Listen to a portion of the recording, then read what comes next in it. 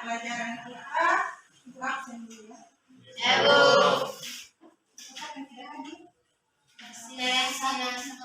Ada Sila. Ada 2 orang. Ya, Bu. Dari Sina dengan Sina sakit.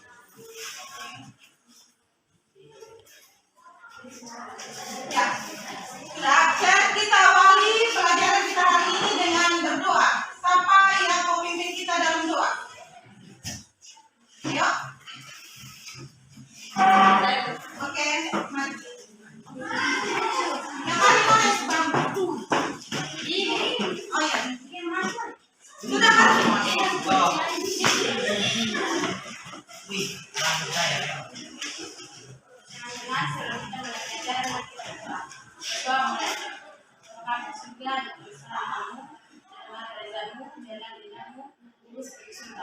Dalam hari ini mereka sebelumnya dan kami akan belajar seperti kegiatan 20 orang besar dan jangankan bahwa kita mencoba tetapi yang kita mereka belajar mereka punya belajar dan kuasa untuk belajar amin. Terima kasih. Ya.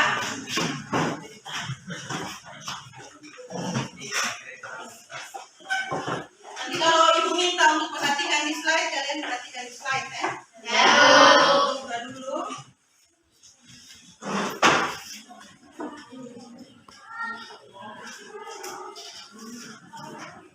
Ya, perhatian ke sini. Materi kita hari ini masih tentang mobilitas sosial. Kalau materi yang lalu dan pertemuan sebelumnya itu kita membahas tentang pengertian dan bentuk-bentuk mobilitas sosial. Sedangkan hari ini kita akan membahas tentang faktor-faktor pendorong dan juga faktor penghambat mobilitas sosial. Nah, kalian bisa lihat juga di buku di halaman 88 sampai dengan halaman 94. Ya, kita lihat kembali materi sebelumnya atau materi minggu yang lalu, atau materi pertemuan yang lalu. Ada yang masih ingat? Oke. Yang pertama, kalau masih ingat, ibu mau tanya, siapa yang masih ingat pengertian mobilitas sosial? Ya. Pertimbangan sosial seorang atau sekelompok orang dari lapisan yang satu ke lapisan yang lain atau hanya bertindak jalan tanpa mengalami perubahan kehidupan. Ya, bagus, kita kasih tepuk tangan. Siapa yang bisa kasih contoh? Saya, Bu. Atau siapa lagi yang bisa kasih pengertian lagi selain dia? Yang laki-laki. Coba kasih. Pengertian mobilitas sosial.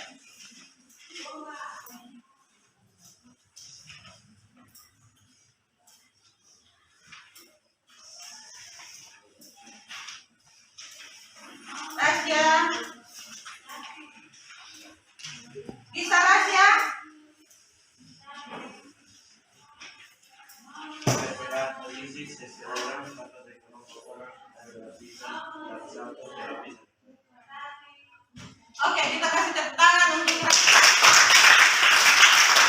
jadi mobilitas sosial yang telah kita bahas yang lalu itu adalah perpindahan posisi seseorang atau sekelompok orang dari lapisan yang satu ke lapisan yang lain. Contohnya misalkan Ibu Meli sebagai seorang guru di SMP Negeri 9 Kupang Timur.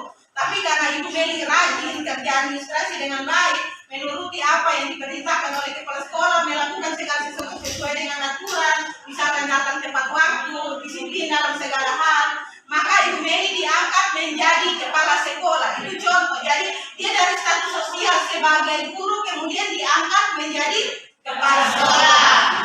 Contoh yang lalu. Sekarang Ibu mau tanya, itu tadi pengertian kemudian contoh. Sekarang Ibu mau tanya bentuk-bentuk interaksi sosial. Dari kelompok ini dulu, dari kelompok ini tadi belum ada yang jawab. Bentuk-bentuk interaksi sosial. Oke. Mobilitas vertikal, mobilitas horizontal, mobilitas antar generasi. Ya, ada mobilitas vertikal, ada mobilitas horizontal, dan juga ada mobilitas antar generasi. Ya, bentuk-bentuk ini sudah kita bahas pada pembelajaran sebelumnya. Kita lanjutkan pembelajaran kita hari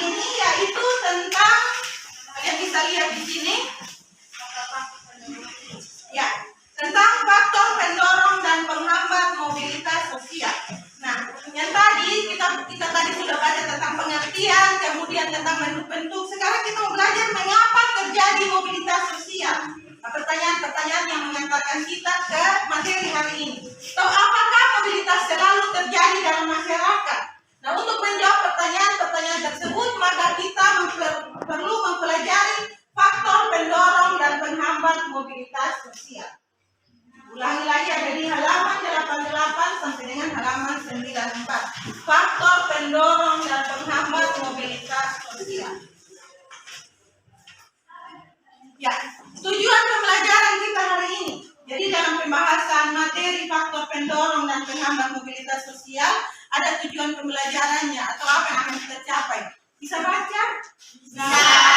Oke, peserta didik dapat mengidentifikasi faktor-faktor pendorong dan penghambat mobilitas sosial, kemudian dapat mempresentasikan. Jadi sebentar nanti kalian diskusi kelompok, kemudian presentasikan perwakilan masing-masing kelompok di depan kelas. Bisa? Bisa.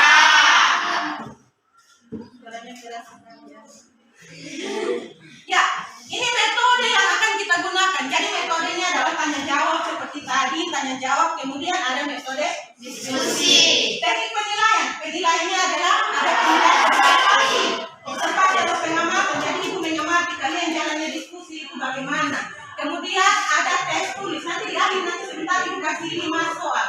5 soal pilihan ganda sebagai tes tulis ya. Ya.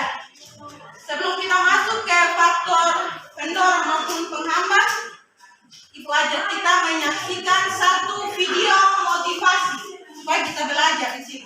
Video motivasi dari seseorang yang sangat penting di Republik Indonesia. Oke? Bentar ya.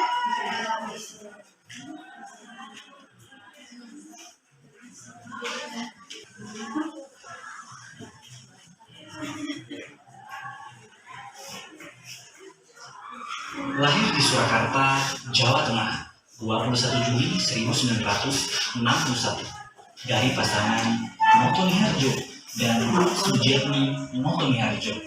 Jokowi adalah anak pertama dari 4 bersaudara. Jokowi dibesarkan dari keluarga sederhana, bahkan dia mengalami beberapa kali pindah rumah karena tempat tinggalnya digusur. Berasal dari keluarga yang sangat sederhana, membuat Jokowi merasakan hidup yang sulit dan keras pada masa kecilnya. Pada saat ia duduk di Sekolah Dasar Negeri 111 Tirtoyoso, Surakarta, Jokowi telah menjadi seorang kulit panggung, ojek payung, dan pedagang. Hal tersebut dilakukan hanya untuk membiayai kebutuhan sekolahnya hingga makan sehari-hari. Pada usia 12 tahun, Jokowi memutuskan untuk bekerja di perusahaan kayu sebagai tukang gergaji. Keahlian tersebut didapatnya dari ayahnya, yaitu Noto Miharjo, yang juga berprofesi sebagai tukang kayu. Di masa kecilnya, Jokowi juga telah merasakan pahitnya penggusuran ketika rumahnya 3 kali terkena penggusuran. Setelah lulus sekolah dasar, ia masuk di SMP Negeri 1 Surakarta, kemudian melanjutkan sekolahnya di SMA Negeri 6 Surakarta. Pada masa kuliah, Jokowi akhirnya diterima di jurusan Kehutanan Universitas Gadjah Mada. Di sana ia belajar sangat giat mengenai kayu, teknologi pengolahannya, serta pemanfaatannya. Setelah menyelesaikan kuliahnya pada tahun 1985, Jokowi akhirnya menikahi pujaan hatinya, Iriana, pada tanggal 24 Desember 1986 di kota Solo, yang kemudian memberinya 3 orang anak bernama Gibran Rakabuming, Kaisang Pangarep, dan Kahiyang Ayu. Di tahun yang sama, Jokowi pun merantau ke Aceh untuk mencari pekerjaan. Di sana ia bekerja di salah satu BUMN, PT Kertas Kerap Aceh. Namun karena merasa tidak betah, akhirnya ia memilih mengundurkan diri dan mencoba untuk berbisnis kayu di Solo sembari menunggu kelahiran anak pertamanya. Sebelum memulai usahanya sendiri, Jokowi bekerja di perusahaan milik pamannya di CV Roda Jati Solo. Setelah banyak pengalaman yang ia dapat dari sana, Jokowi memberanikan diri untuk membuka usaha mebel kayu sendiri pada tahun 1988 dengan membuat badan usahanya sendiri yang bernama CV Rakabu, yang terinspirasi dari nama anak pertamanya, yaitu Gibran Rakabuming. Bisnis Jokowi di bawah naungan Jevera Kabu mengalami pasang surut, bahkan hampir bangkrut. Namun pada tahun 1990, berkat pinjaman dana sebesar 30 juta rupiah dari ibunya, Jokowi kemudian mencoba bangkit kembali. Setelah bisnisnya mulai bangkit, Jokowi memulai perjalanannya untuk keliling Eropa, Amerika, dan Timur Tengah. Alhasil, Jokowi sukses menjadi pengusaha ekspor mebel. Terjun ke dunia politik. Pada saat Jokowi berkeliling Eropa untuk melakukan perjalanan bisnis mebelnya, ia pun mendapat inspirasi mengenai tata kota yang bersih serta rapi, yang akhirnya membuat Jokowi ingin menerapkannya di negara asalnya, yaitu Indonesia. Di tahun 2005, Jokowi mencalonkan diri menjadi calon wali kota Solo yang diusung oleh Partai Kebangkitan Bangsa dan PDI Perjuangan. Meskipun ia tidak memiliki pengalaman politik yang cukup, Jokowi akhirnya berhasil keluar sebagai pemenang dan menjadi wali kota Solo. Kemenangan Jokowi sebagai wali kota Solo menjadi pijakan awal Jokowi menuju kursi Presiden Indonesia. Kepemimpinannya sebagai wali kota Solo banyak mengubah wajah kota Solo menjadi kota yang nyaman, serta relokasi pedagang tanpa menimbulkan kerusuhan. Jokowi juga dikenal sebagai pemimpin belusukan, yaitu saling berkeliling melihat langsung keadaan kotanya. Hasil kerja yang memuaskan membuat Jokowi berhasil menjadi wali kota Solo untuk kedua kalinya pada pilkada selanjutnya di tahun 2010. Dari situlah Jokowi kemudian mulai kenal rakyat karena karakter yang sederhana serta prestasinya pada masa jabatannya menjadi wali kota Solo. Keberhasilan memimpin kota Solo kemudian membuat mantan wakil presiden Indonesia Yusuf Kala memintanya untuk maju ke kursi gubernur. Sempat menolak, Jokowi kemudian akhirnya menerima dan bergabung dengan Partai PDI Perjuangan pimpinan Megawati Soekarno Putri bersama Partai Gerindra pimpinan Prabowo Subianto. Jokowi akhirnya resmi mencalonkan diri sebagai gubernur DKI Jakarta berpasangan dengan Basuki Cahayapurnama atau yang lebih dikenal sebagai Ahok. Akhirnya pilkada putaran kedua berhasil membuat Jokowi Ahok memenangkan kursi gubernur DKI Jakarta pada tahun 2012. Di tengah masa pemerintahannya sebagai gubernur DKI Jakarta, Jokowi kembali memberanikan diri maju sebagai calon presiden bersama Yusuf Kala sebagai wakil presiden pada tahun 2014. Yang akhirnya pada bulan Juli 2014, hasil perhitungan suara oleh KPU Indonesia menyatakan Jokowi Yusuf Kala sebagai pemenang pada pemilihan presiden tahun 2014 setelah mengeluarkan banyak kebijakan baru pasca menjadi presiden Republik Indonesia. Banyak timbulnya pro dan kontra dari masyarakat. Namun terlepas dari banyaknya kontroversi mengenai kebijakan Presiden Joko Widodo, Jokowi merupakan sosok yang patut menjadi perhatian bagi hasil mencapai puncak sebagai orang nomor 1 di Indonesia.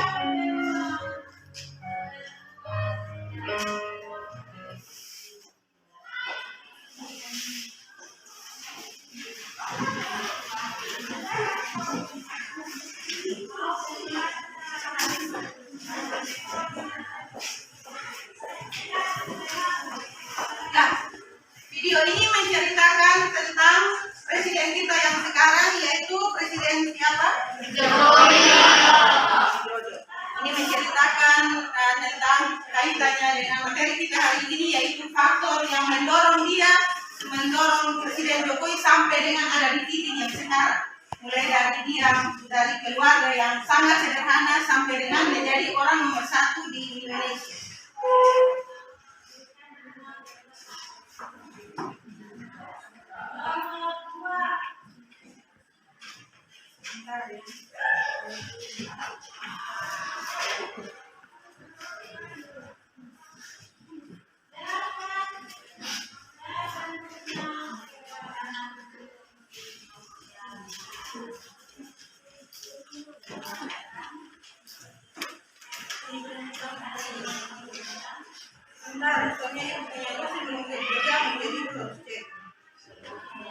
Video tadi, saatnya kita lanjutkan ya.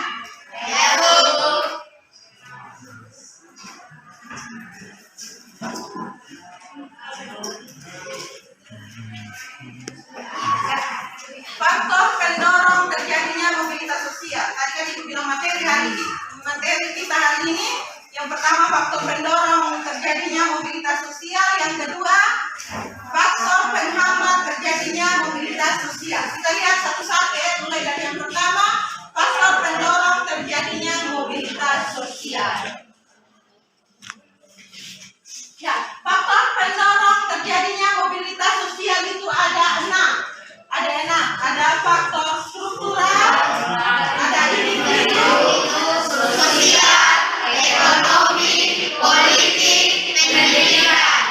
Ya, jadi ada 6 faktor pendorong mobilitas sosial yang sudah kita sebutkan bersama tadi. Sekarang kita lihat satu-satu. Ini gambar ini juga ada dalam buku ya. Kalian lihat ini gambar Presiden Republik Indonesia dan juga gambar Wakil Presiden Indonesia. Dari presiden yang pertama sampai dengan yang sekarang itu presiden yang ke-7. Presiden yang pertama nama siapa juga? Ya, ya, bagus. Presiden yang kedua? Soeharto. Yang ketiga? Yang keempat? Ya, Abdul Rahman Wahid atau biasa kita panggil atau sebut dengan Gus Dur. Kemudian yang kelima? Yang keenam? Hah? Presiden kita yang sekarang siapa? Ya, Joko Widodo atau kita sebut dengan Jokowi. Ya. Kalian lihat ini ke-7 presiden kita ini kira-kira semuanya berasal dari bapaknya presiden sebelumnya atau tidak? Tidak. Hanya ada satu yang dulu bapaknya adalah seorang presiden. Siapa? Yaitu Megawati Soekarno Putri. Tapi untuk kalian ketahui bahwa dia menjadi presiden bukan hanya karena bapaknya dulunya seorang presiden, tapi karena memang dia punya prestasi dan kemampuan untuk dijadikan seorang presiden. Jadi bukan serta-merta karena dia punya bapak dulu presiden terus dia mencalonkan diri menjadi seorang presiden, tidak. Tapi karena dia punya kemampuan. Kemudian dalam pemilihan kita bersyukur karena di Indonesia ini ada diterapkan sistem demokrasi. Sistem demokrasi pula siapapun kita bisa menjadi presiden asal kita bisa belajar, apalagi berusaha. Seperti tadi ini video yang diputar tadi tentang ini Jokowi tadi, dia dari keluarga yang sederhana tapi akhirnya bisa menjadi orang nomor 1 di Indonesia. Ya, berkat dari sistem demokrasi yang berlaku di Indonesia itu mendorong setiap warga negara Indonesia dapat mencapai status sosial berupa jabatan politik yang tinggi. Sistem demokrasi. Jadi presiden kita ini dipilih dalam atau lewat cara apa? Pemilihan umum. Ya. Tunggu sebentar.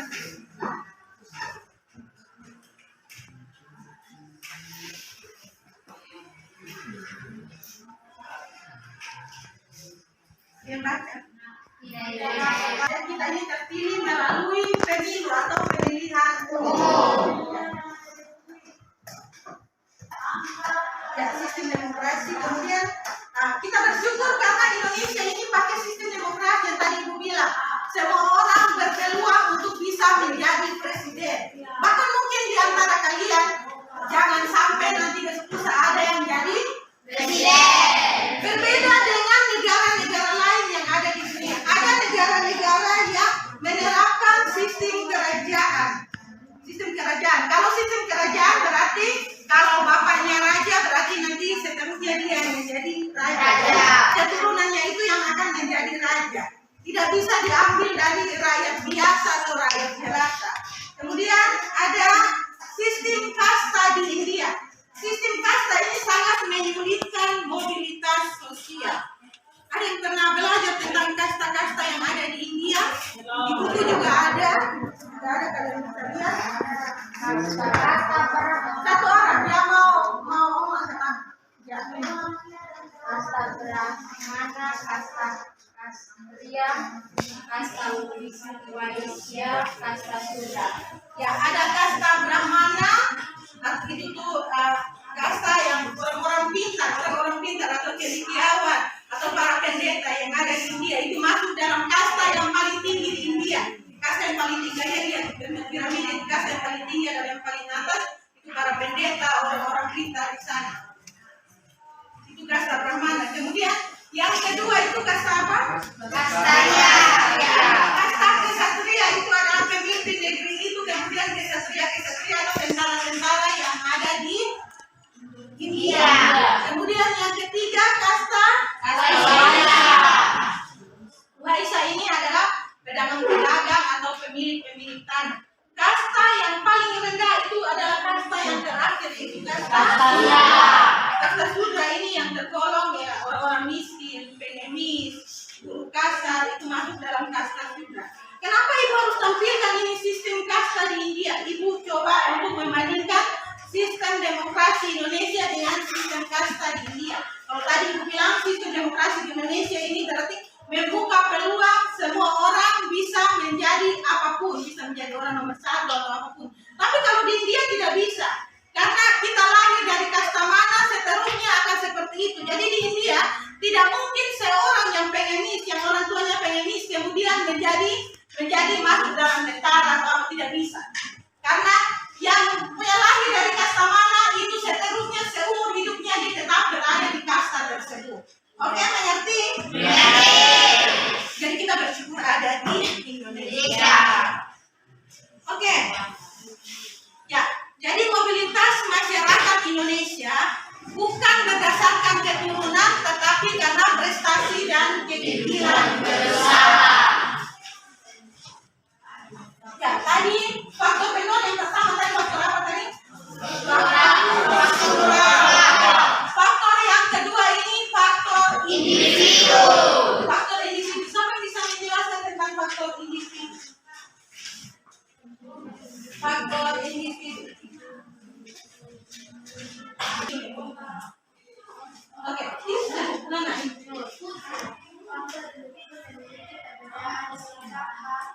Perbedaan dalam hal sikap, pengetahuan, dan keterampilan.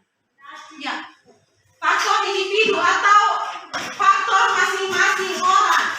Misalkan kalian sama-sama sekarang adalah pelajar SMP Negeri 9 Kupang Timur, tetapi kemampuan kalian masing-masing pasti berbeda. Perbedaan itu dalam hal sikap kalian, pengetahuan kalian maupun keterampilan kalian.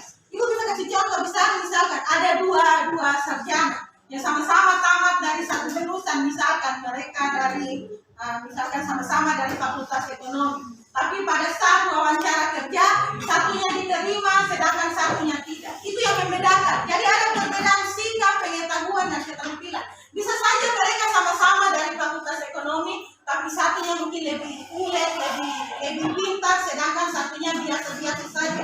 Jadi ketika ada lamar kerja, maka yang diterima adalah yang punya kompetensi yang baik.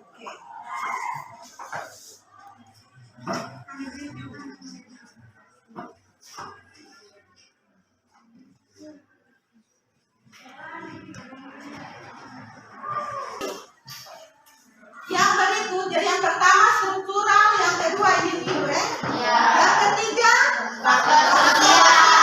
Ya. Faktor sosial. Faktor sosial ini satu orang ini enggak ada. Faktor sosial apa? Faktor sosial.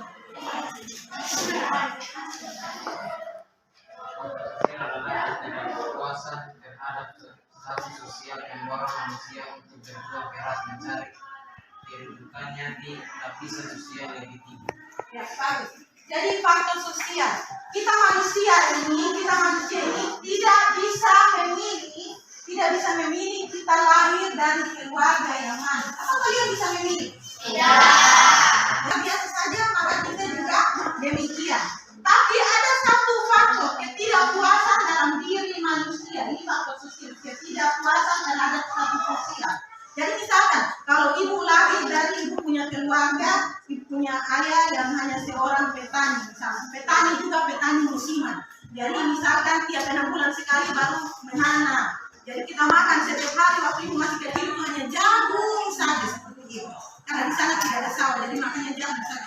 Maka ini faktor ini yang mendorong ibu berpikir bahwa ini besok lusa ibu tidak bisa seperti ini, tidak bisa tiap hari harus makan jagung seperti ini atau pergi kerja di kebun, tidak bisa. Ibu harus berjuang supaya besok lusa ibu tidak lagi kerja di kebun. Bukan kerja di kebun tidak bagus, bukan. Tetapi ibu faktor ini mendorong ibu supaya berusaha untuk menjadi yang lebih baik dari ibu punya orang tua. Jadi ibu punya orang tua hanya seorang petani, ibu berusaha untuk menjadi lebih dari seorang petani. Akhirnya ibu belajar dengan giat, ibu berusaha dengan giat. Orang sekelas SMP atau SMA orang sudah pacaran, ibu tidak pacaran. Ibu lebih giat belajar. Karena ibu tidak mau menjadi seperti orang tua ibu yang tiap hari hanya kasih makan ibu jagung saja. Ibu berpikir bahwa ibu harus makan nasi, harus makan lauk-lauk yang enak. Itu yang mendorong ibu supaya bisa menjadi seperti sekarang. Itu salah satu faktor pendorong, yaitu faktor sosial. Dan sekali lagi ibu bilang kalau ketidakpuasan terhadap status sosial seseorang sejak dia lahir mendorong dia untuk menjadi lebih baik.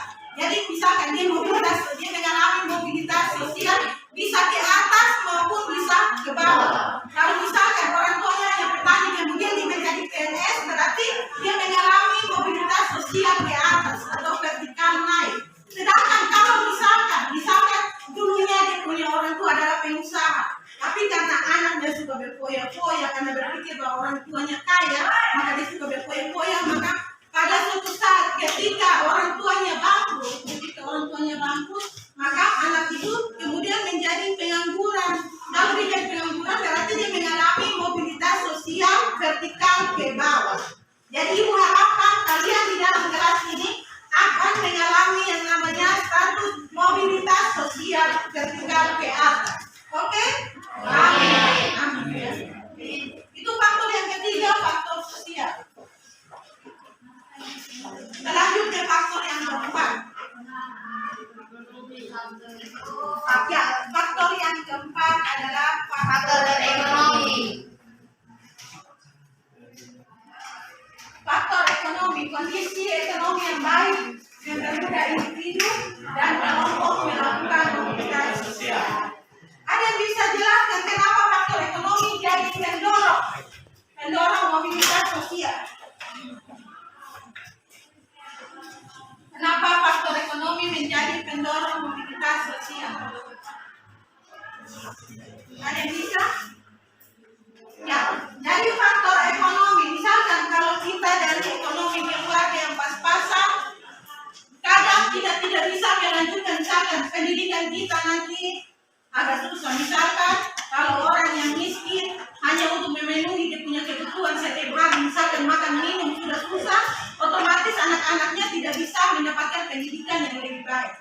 Tapi kita bersyukur di Indonesia ini kita dapat bantuan pendidikan dari pemerintah.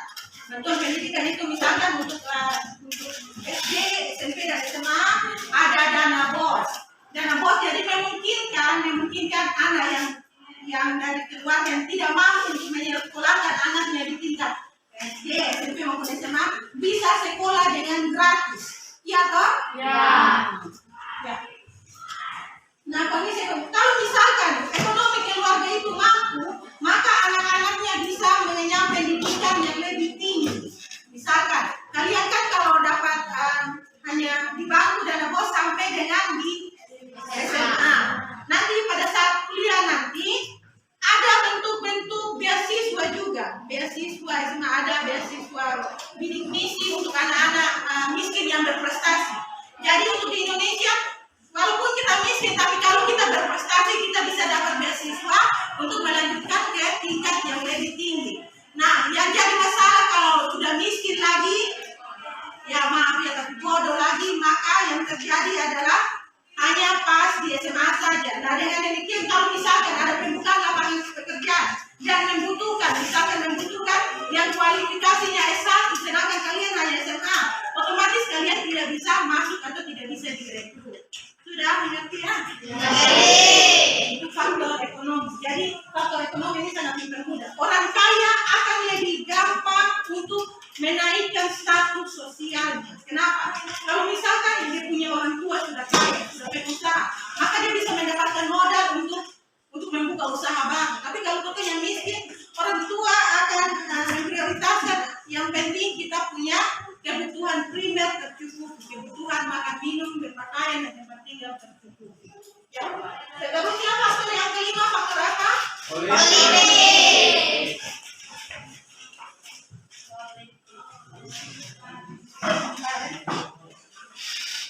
Adalah faktor politik.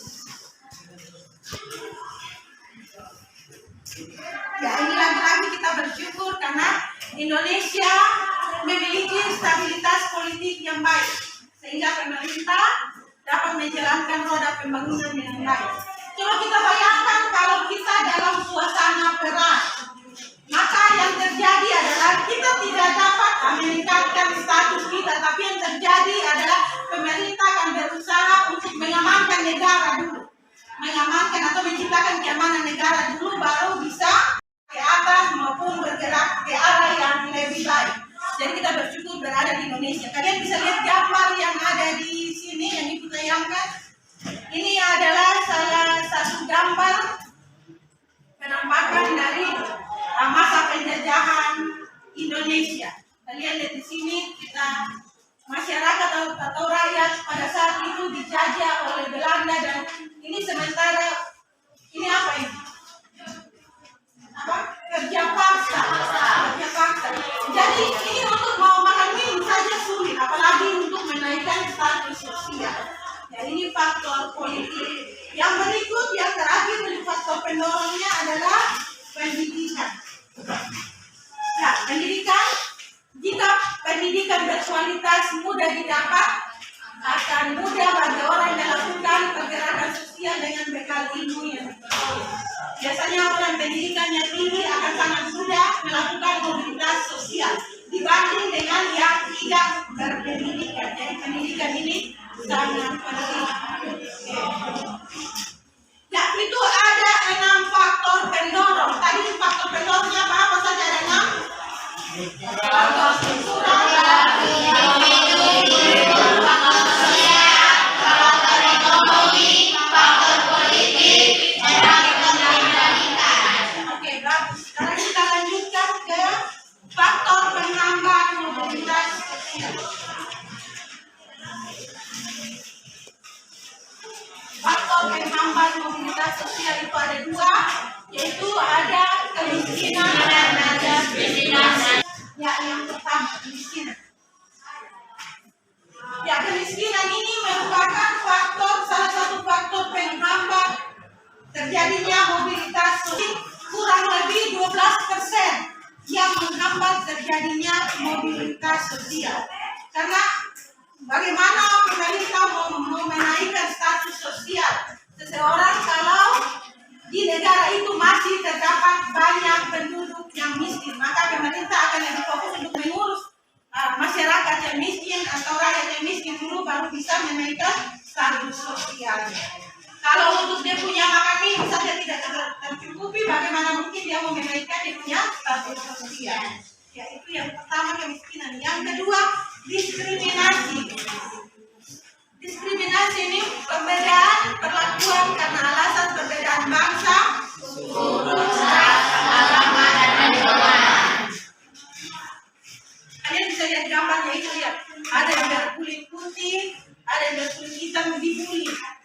Ya, dibully. Ya, diskriminasi ini terjadi pada zaman penjajahan juga. Jadi kita rakyat Indonesia pada zaman penjajahan, kita tidak mendapatkan pendidikan setara dengan yang keturunan Eropa atau yang bangsa Belanda. Yang Belanda dia punya pendidikan yang bagus, sedangkan kalau bangsa Indonesia, kecuali orang-orang yang penting, misalnya dia punya bapak raja atau timur, atau orang-orang penting saja yang bisa punya pendidikan. Akhirnya yang terjadi pada zaman penjajahan itu adalah banyak bangsa Indonesia, masyarakat Indonesia yang mengalami buta huruf atau tidak mengenal tulisan. Itu diskriminasi. Ya, sekarang kita masuk ke diskusi kelompok. Berdasarkan ibu punya penjelasan tadi, kita masuk ke diskusi kelompok. kelompok ini, kalian lihat di sini dulu sebelum ibu bagi KPD-nya. Ya, ini di kelas ini. Waktu itu ibu mengajar kelas 7A. Ya, kelas 7A di kelas ini. Ya, ini ibu ada kasih, kalian bisa baca di sini kasus. Tapi ada di KPD juga nanti bagi. Jadi ini ibu akan kasih di KPD ini contoh kasus. Jadi kasusnya ada 2. Ini kasus yang pertama, kemudian kasus yang kedua, kemudian yang harus kalian lakukan adalah ini. Berdasarkan pada kasus 1 dan kasus 2, diskusikan dengan kelompokmu, identifikasikanlah faktor apakah yang mendorong dan menghambat mobilitas sosial pada kasus 1 dan kasus 2. Jadi kalian kasih tahu punya faktor pendorong maupun faktor penghambat berdasarkan kasus yang ini, kasus 1 dan kasus 2. Oke? Oke. Bagi dulu ya.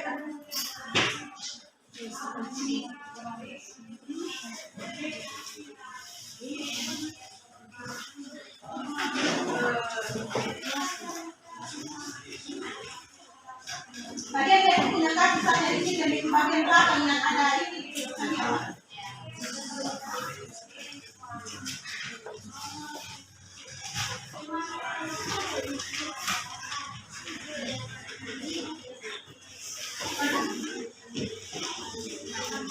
Contoh kasusnya nanti itu tayangkan di situ bisa atau nanti.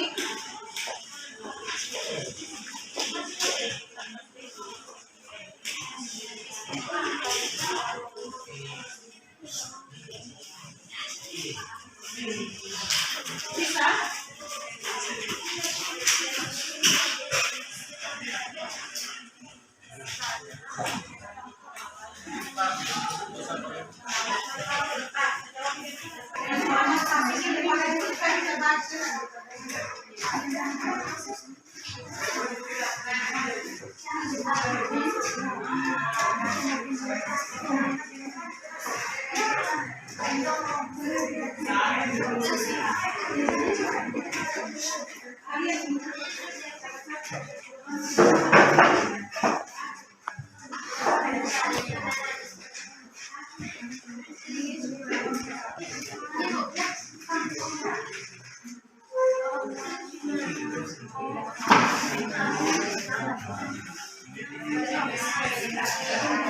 Ya, coba kalian lihat dari KPD itu ada pertanyaan boleh tanya.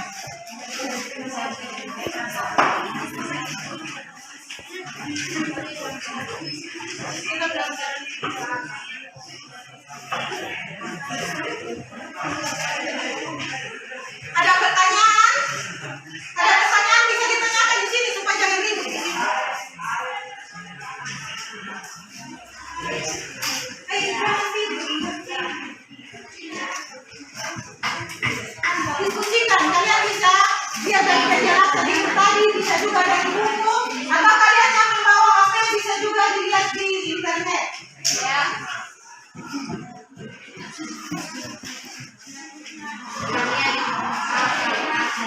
Jadi kalian baca dulu kasus tersebut, ada 2 kasus ya?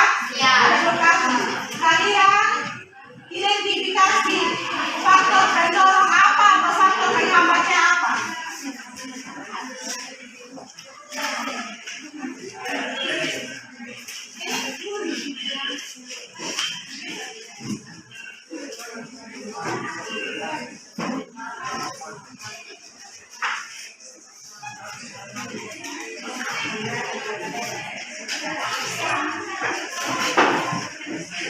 Asya.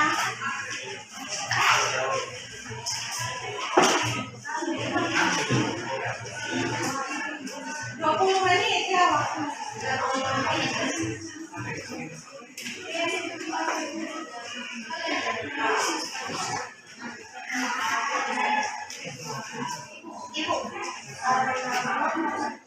Ya, di kertas kalian, di kertas jawaban kalian itu kalian taruh nama kelompok, ketuanya siapa, kemudian anggotanya siapa.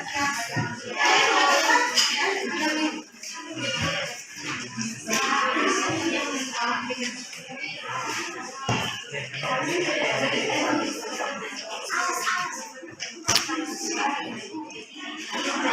baca.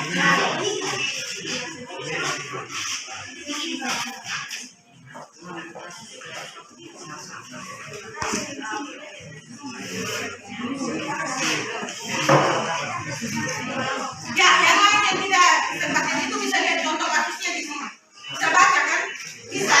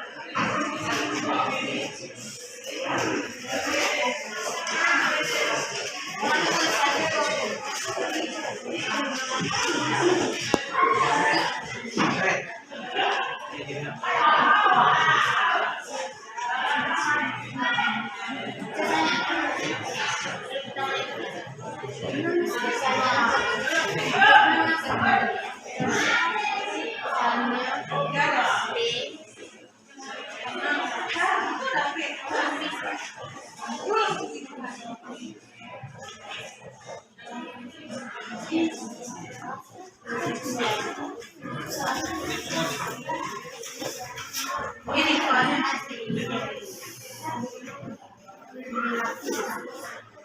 Jadi dari kasus 1 dan kasus 2 faktor pendorongnya apa, kemudian faktor penambahannya apa.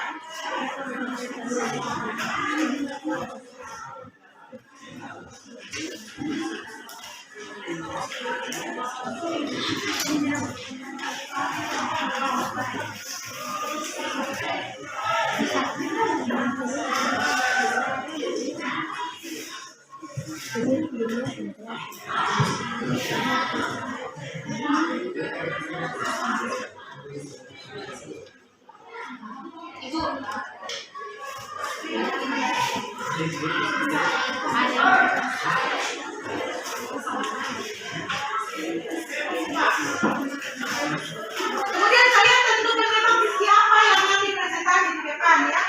Kasih yang suaranya rata, yang suaranya besar. Jangan nanti satu orang saja dan pasti satu orang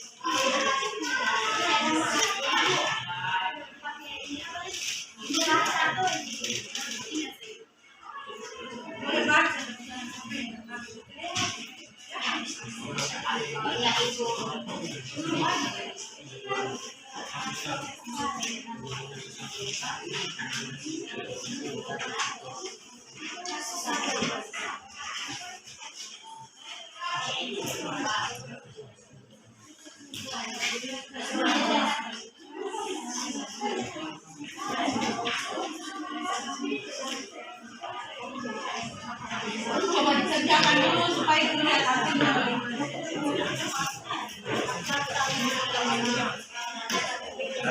Asik ya.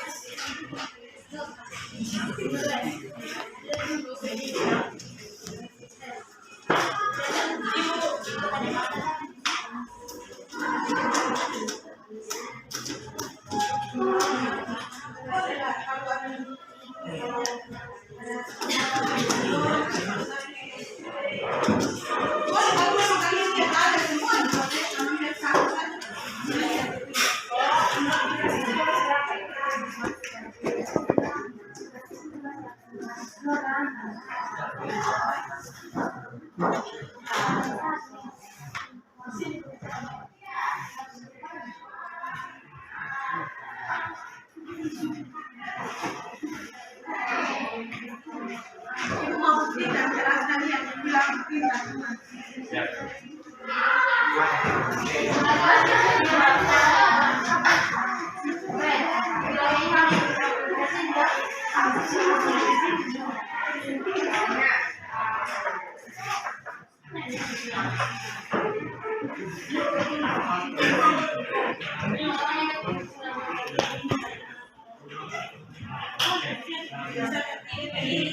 Misalkan seperti ini.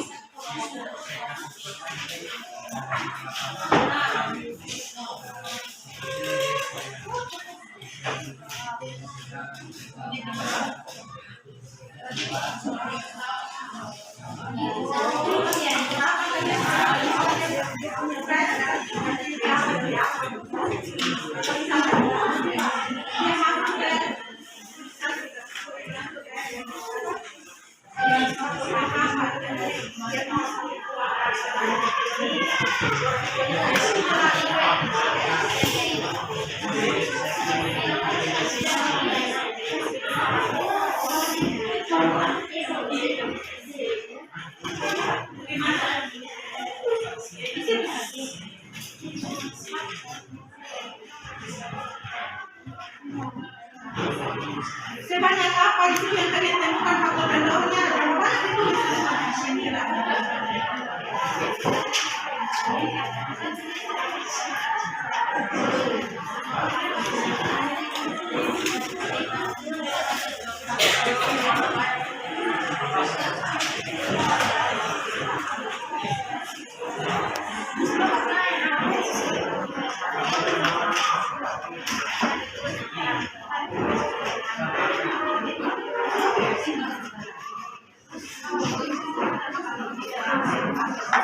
Kalau misalkan kalian temukan faktor struktural, contoh, kalian tulis faktor struktural itu apa, terus masalahnya di situ apa, oke?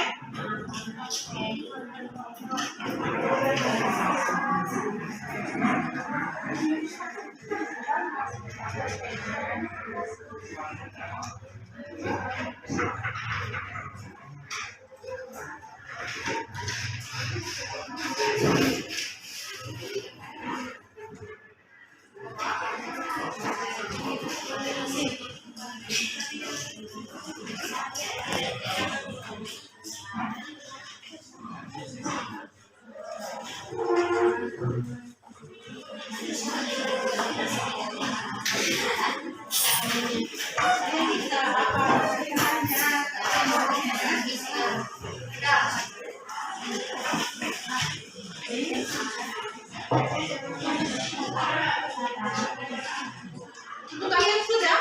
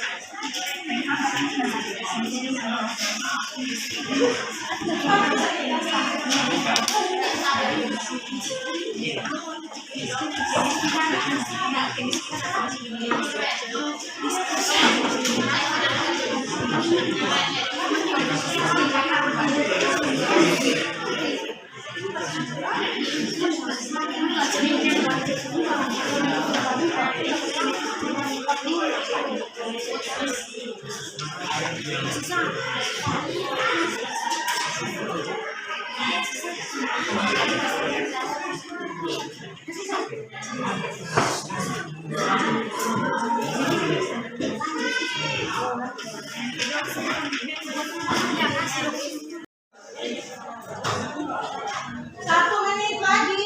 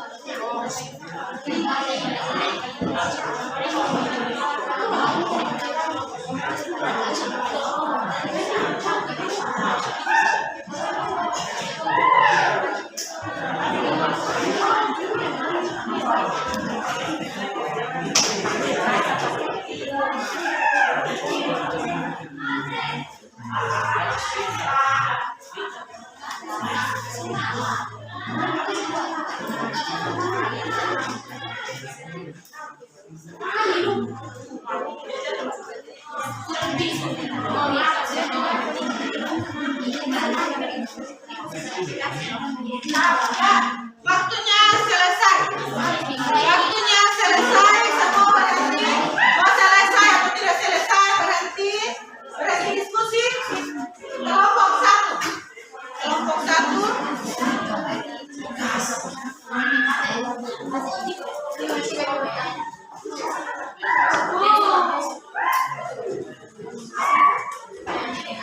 Ya, kelompok satu.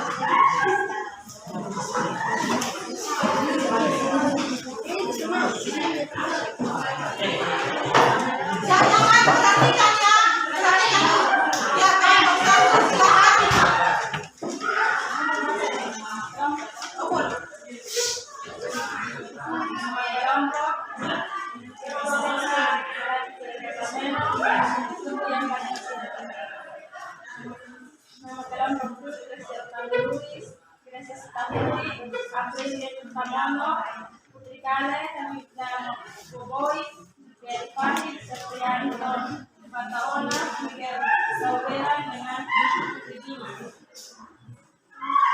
Berdasarkan pada kasus 1 dalam kesimpulan bahwa faktor yang mendorong mobilitas sosial masyarakat desa yang sebenarnya punya guru keberatan menjadi karyawan PT Pengolahan Sawit. Faktor struktur termasuk salah satu faktor mendorong mobilitas sosial. Maksudnya adalah jumlah relatif dari kampung yang bisa dan juga diisi serta kemudahan untuk memperolehnya. Faktor individu tentu juga terutama mempengaruhi sejak mobilitas sosial. Maksudnya adalah kualitas seorang diri, hingga dari tingkat pendidikan, penampilan maupun kemampuan pribadi. Ada pula yang termasuk dalam suku.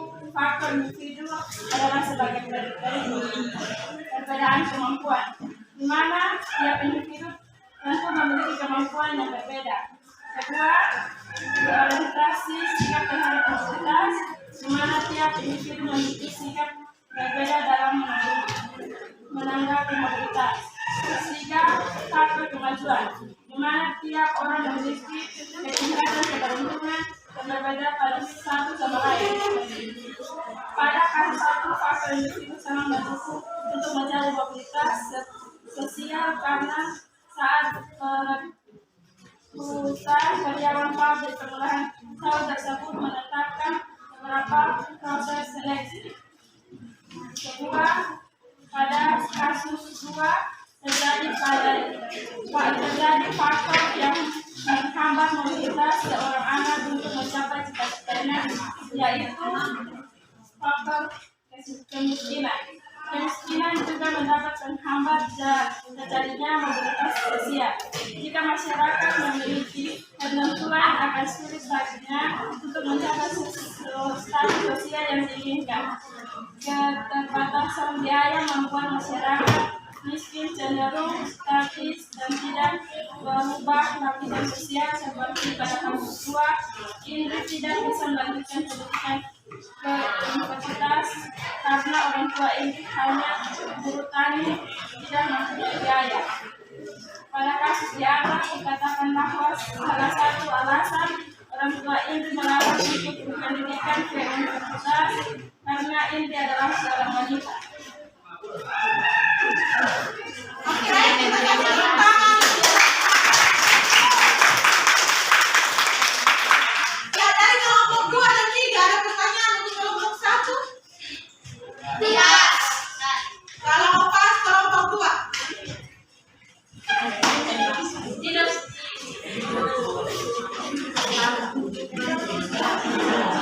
Ya, yang lain tolong memperhatikan.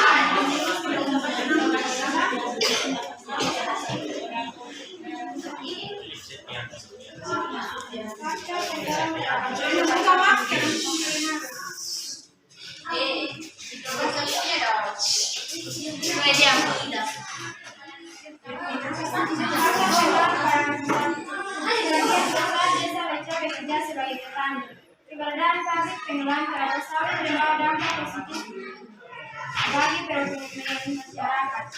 Masyarakat sebelumnya hanya menjadi petani karet.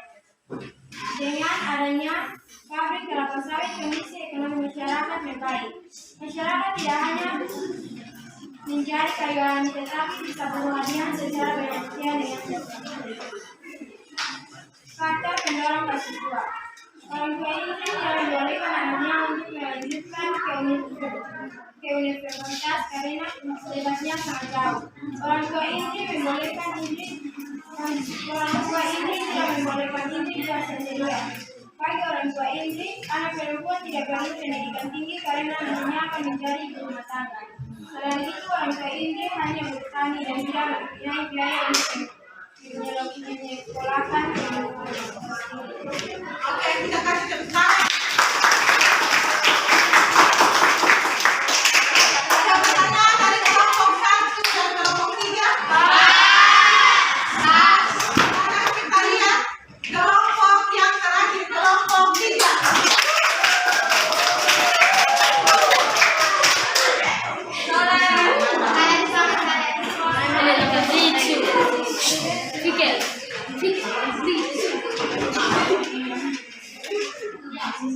Salam, selamat pagi semua.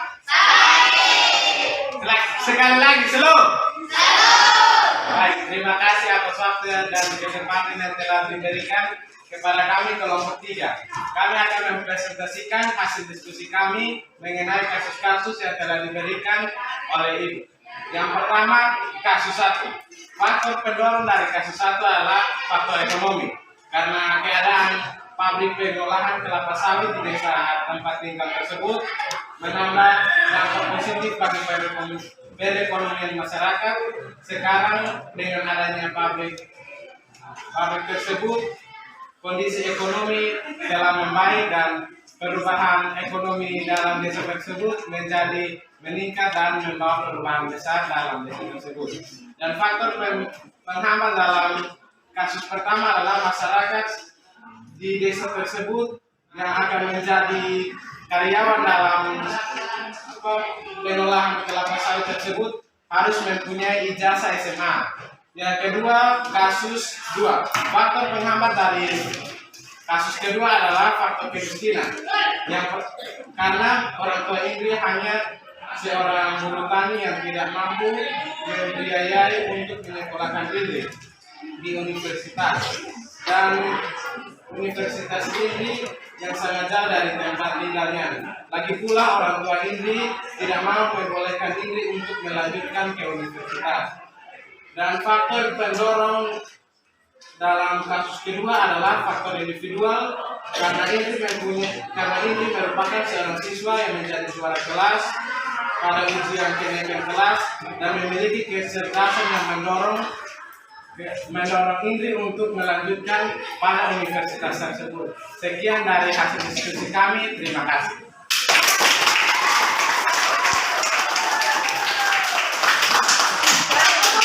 Yang ketiga ini karena dia juga kedua kelas, jadi akhirnya lambat. Apakah dari kelompok 1 dan kelompok 2 dan kelompok 3? Tidak ada. Oke. Kalau tidak ada, berarti untuk topik diskusi kita selesai.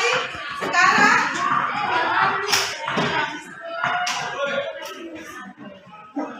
ya, kita kasih tepuk tangan sekali lagi untuk kita.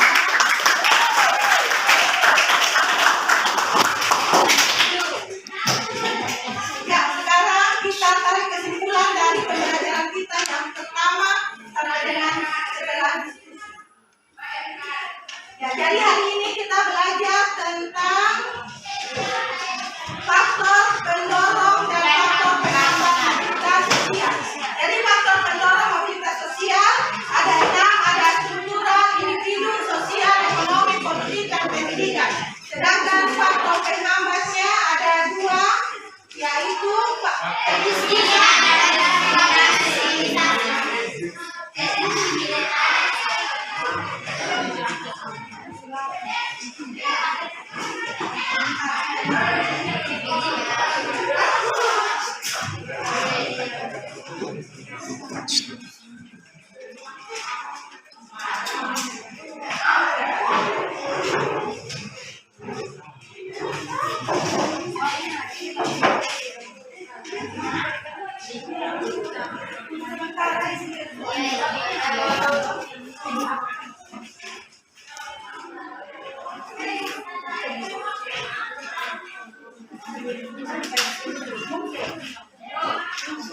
Ya, dalam waktu 5 menit kalian tolong selesaikan ini. Ada 5 menit. Dalam waktu 5 menit. Kerjakan masing-masing.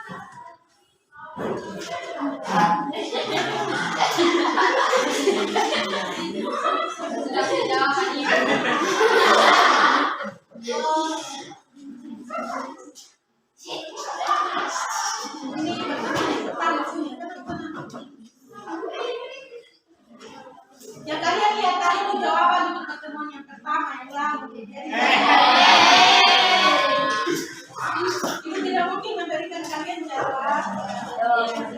Nah, jadi seorang anak yang melanjutkan pendidikan ke jenjang perguruan tinggi. Sudah nomor 2 sudah? Ibu jelaskan. Nomor 2 sudah? Nomor 3. Nomor 3. Bisa baca dari sini? Tidak, Ibu. Bisa? Yang merupakan contoh teori faktor individu yang mempengaruhi terjadinya mobilitas sosial adalah faktor individu. 1. Budi diterima waktu kerja karena mempunyai keinginan kuat dan etos kerja yang baik. B. Karyawan bisa mengembangkan usahanya karena situasi ekonomi sedang dalam keadaan baik. C. Ali bisa menjadi anggota legislatif di daerahnya karena memenangkan pemilu. D. Raisa menjadi direktur utama perusahaan yang dimiliki oleh ayahnya. Oke? Sudah. Nomor 3 sudah, nomor 4.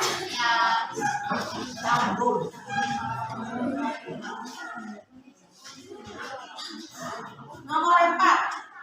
Sudah lihat nomor 4?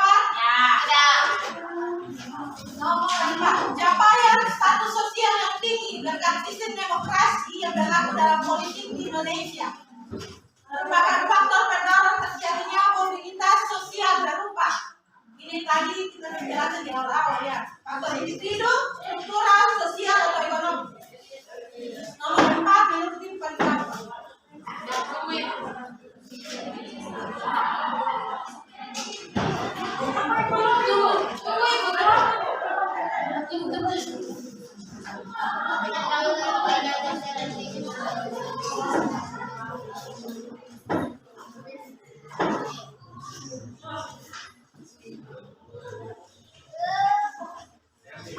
Nomor 5. Nomor 5 lihat gambar, sudah lihat? Ya. Di sini ada gambar penjual ayam potong. Ya. Kalian lihat soalnya gambar tersebut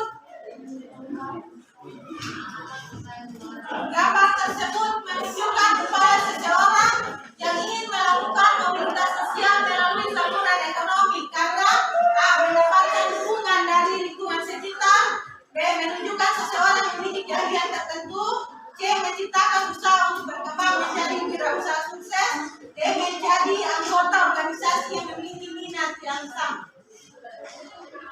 Sudah yang sudah turun ke depan, Ya, Bu.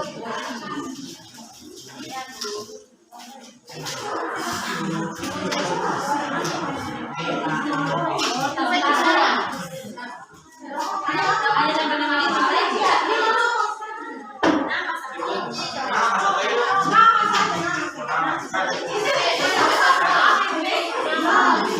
jangan takut lagi, kita masih bersama.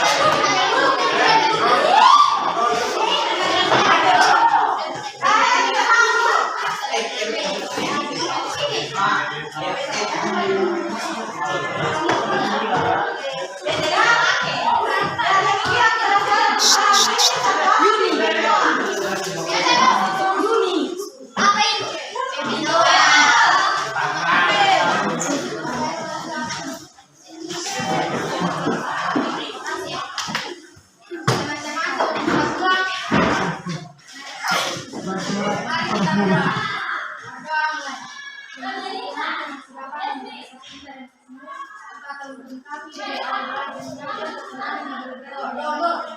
Tuhan sudah menegaskan Allah kemampuan sampai ke manusia dengan manusia. Dalam nama Yesus kami Diharapkan kepada seluruh siswa untuk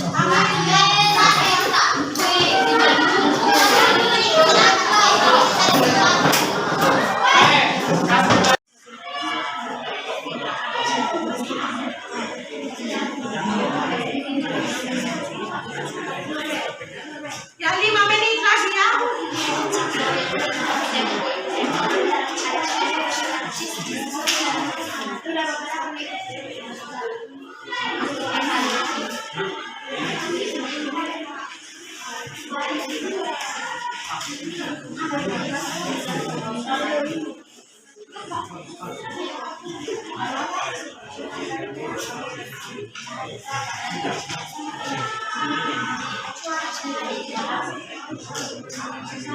Terima kasih.